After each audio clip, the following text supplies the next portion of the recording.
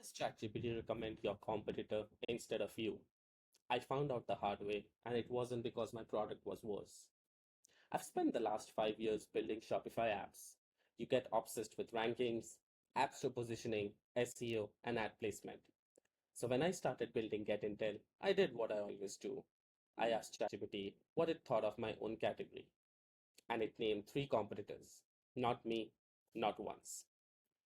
Here's the thing that actually stung. My product page ranked fine on Google. Traffic was normal, but every SEO metric I'd spent 5 years optimizing for, I looked healthy. But a buyer doesn't go to Google anymore for best tools for X. They open ChatGPT, ask the question once, and takes the answer. No 10 blue links, no chance for me to out SEO my way into the conversation. Just one shot, and I wasn't in it.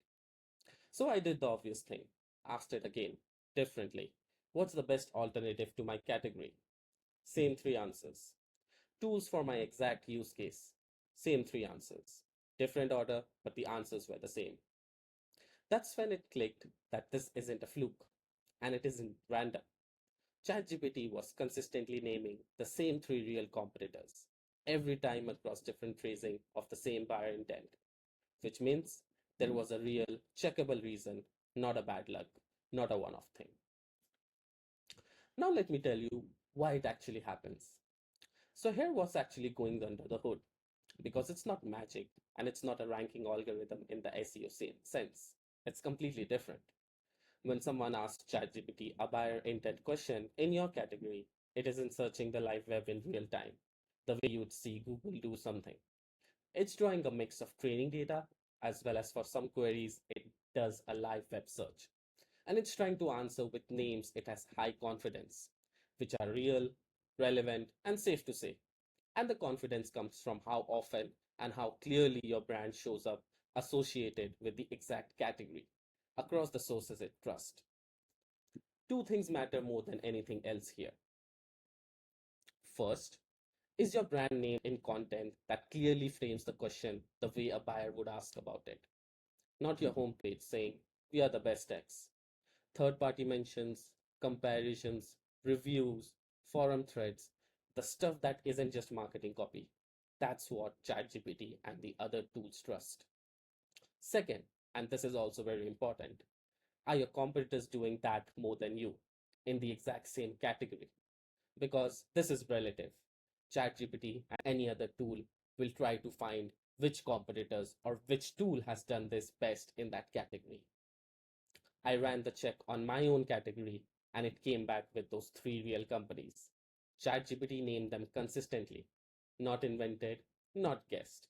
Actual companies with actual footprint in exactly this space. My product wasn't broken. I just didn't have the footprint they had in the places the model was actually pulling from.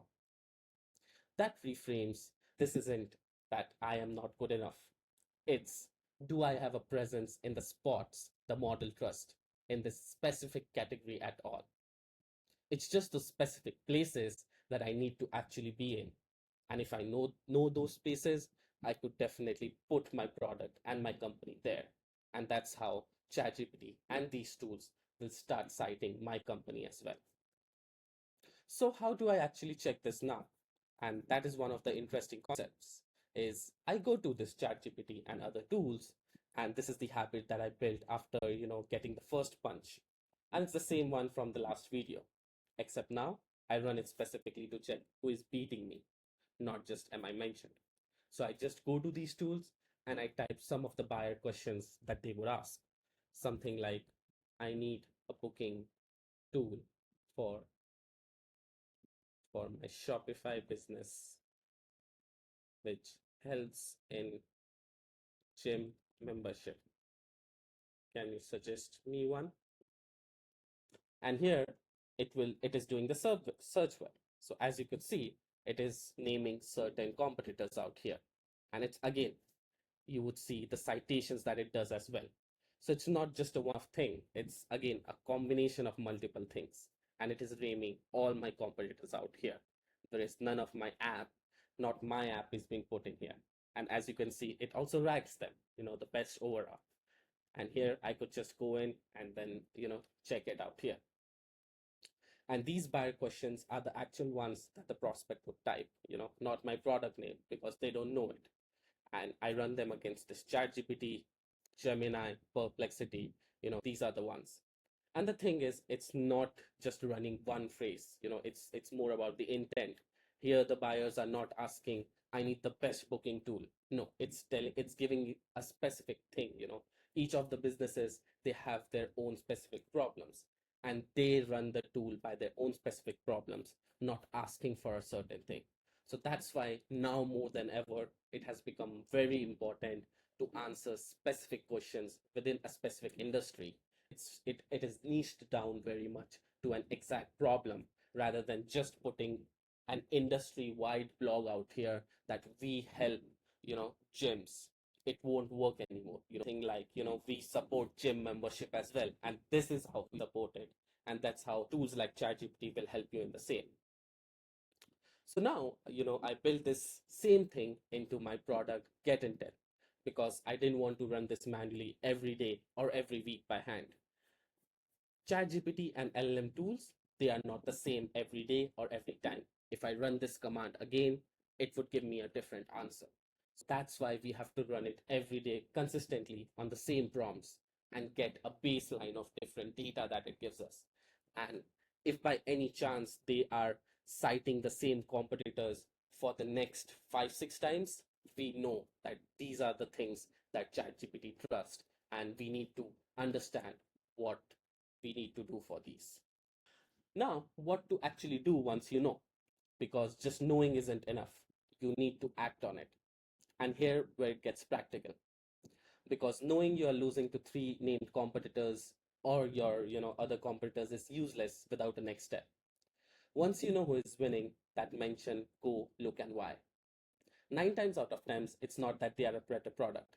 It's that they have more third-party area in exactly the same buyer's reference. A competitive post that already exists, a review site that already covers the category, a forum thread that already named them as an answer. So in this case too, we can see all the citations. It's one of the things, and it goes back to 7 July, but they are named in this citation. Same here, if we see, it goes back to 2024.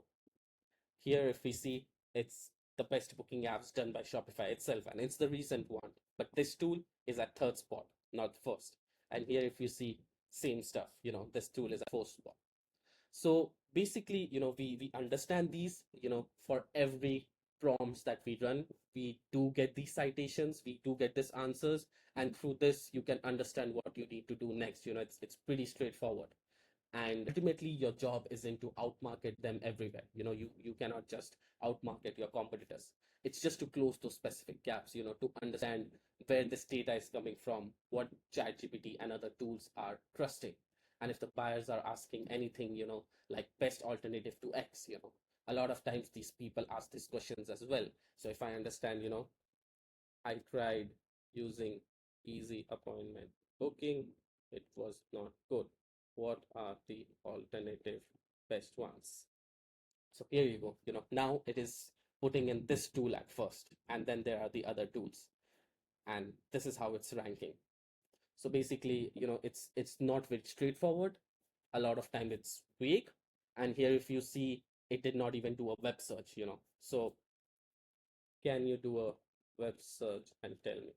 Which most of the competitors will not do, or sorry, which most of the people would not do, right?